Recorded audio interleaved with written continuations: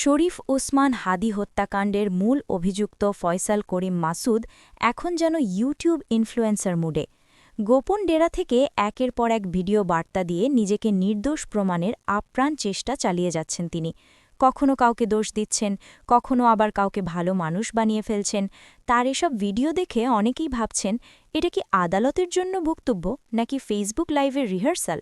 Video বার্তায় ফয়সাল দাবি করেন তাকে পালাতে সাহায্য করা কাউসার মোল্লা ও তার বাবা আওয়ামী লীগ নেতা ইয়াসিন মোল্লাও এখন গা ঢাকা দিয়েছেন। তবে পুলিশ বিষয়টিকে খুব একটা পাত্তা দিচ্ছে না। তাদের ভাষায় ভিডিও যতই আসুক, তদন্ত কিন্তু নিজের গতিতেই চলবে। অভিযুক্ত কোথায় লুকিয়ে আছে সেটাই এখন তাদের মূল মাথা ব্যথা।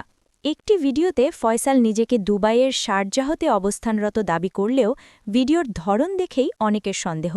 আশেপাশের কোনো শব্দ নেই, পরিবেশ বোঝার উপায় নেই, শুধু মুখ আর মুখ।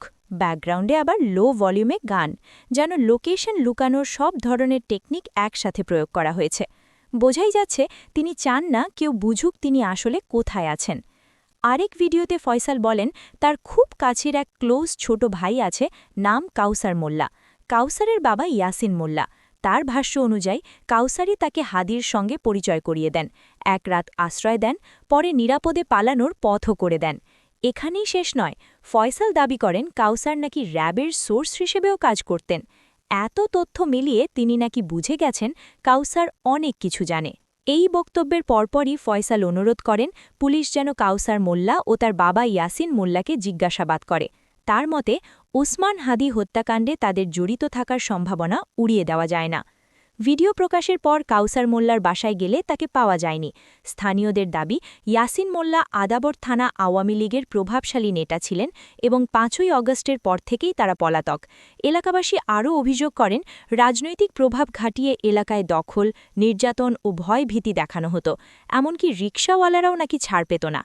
অন্যদিকে পুলিশ স্পষ্ট জানিয়ে দিয়েছে অভিযুক্তের ভিডিও বক্তব্য তাদের তদন্তকে এক চুলও নড়াতে পারবে না। তদন্তকারী কর্মকর্তাদের ভাষায় একবার অভিযুক্ত শনাক্ত হয়ে গেলে অজ্ঞাত স্থান থেকে দেওয়া ভিডিও বার্তা গুরুত্বহীন।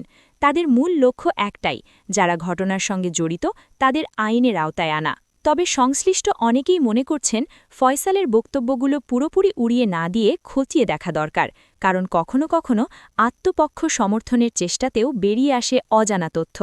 সব মিলিয়ে এখন পরিস্থিতি এমন, একদিকে অভিযুক্তের ভিডিও বার্তা, অন্যদিকে পুলিশের নির্ভর তদন্ত। ফয়সাল যেখানে ক্যামেরার সামনে নিজেকে নির্দোষ প্রমাণে ব্যস্ত, পুলিশ সেখানে বলছে ভিডিও বানান, আমরা আসামি ধর।